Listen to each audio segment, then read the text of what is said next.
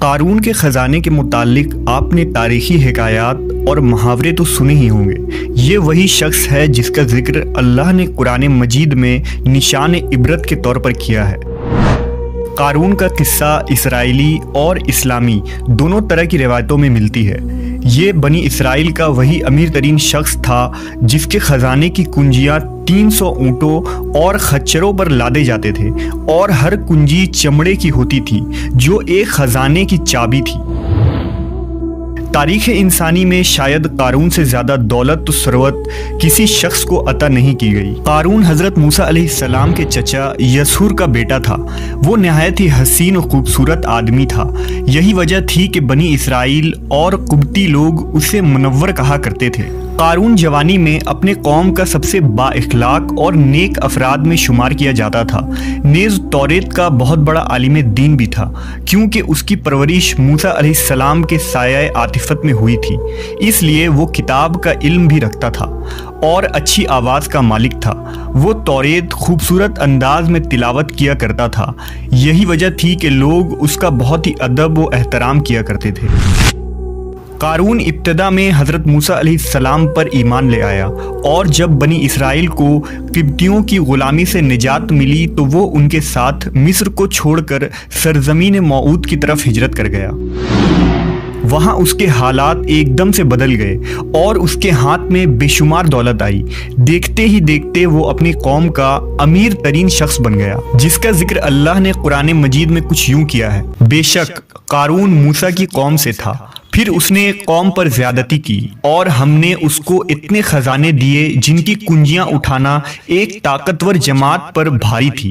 ایک جگہ فرمایا، جب اس سے اس کی قوم نے کہا اتراؤ نہیں، بے شک اللہ اترانے والوں کو پسند نہیں کرتا، اور جو مال تجھے اللہ نے دیا ہے اس کے ذریعے آخرت کا گھر طلب کر، اور دنیا سے اپنا حصہ نہ بھول، اور احسان کر جیسا اللہ نے تجھ پر احسان کیا، اور زمین میں فساد نہ کر، بے شک اللہ فسادیوں کو پسند نہیں کرتا۔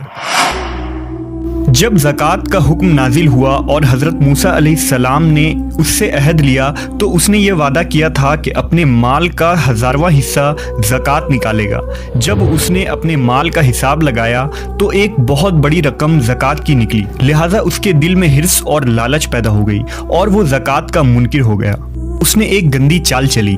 اس نے بنی اسرائیل میں سے ایک گروہ کو جو اس کی حمایتی تھے جمع کیا اور کہا، اے بنی اسرائیل، موسیٰ نے ہمیں بہت سارے امور کا حکم دیا جس پر تم لوگوں نے اس کی پیروی کی، اب وہ تم سے تمہارا مال بھی لینا چاہتا ہے۔ فلاں فاحشہ عورت کو لے کر آؤ تاکہ اسے کچھ پیسے دے کر موسیٰ کو بدکار ثابت کیا جا سکے۔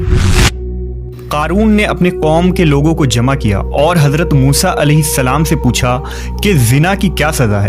حضرت موسیٰ علیہ السلام نے کہا، جو بھی زنا کرے حالانکہ اس کی بیوی بھی ہو تو اسے سنسار کیا جائے یہاں تک کہ وہ مر جائے۔ قارون نے حضرت موسیٰ سے کہا، حتیٰ کہ اگر یہ کام آپ نے ہی انجام دیا ہو تو بھی؟ موسیٰ علیہ السلام نے کہا، ہاں، حتیٰ کہ اگر اس کام کو میں بھی انجام دوں تو یہی حکم ہے۔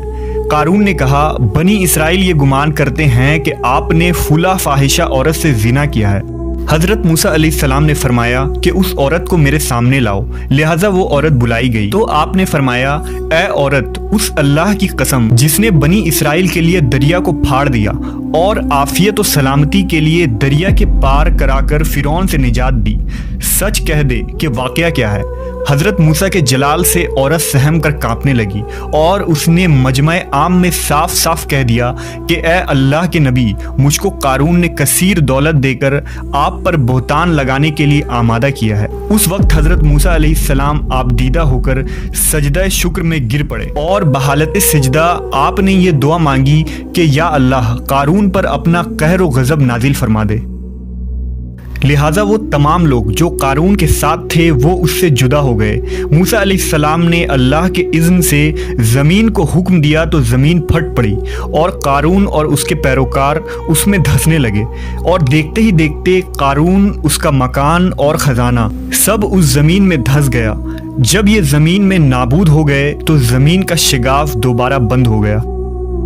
قارون کے اس دولت کے متعلق بہت سارے تاریخی حکایات نقل کی گئی ہیں، اور تا قیامت قارون اور اس کا خزانہ تمام انسانیت کے لیے نشان عبرت بنی رہے گی۔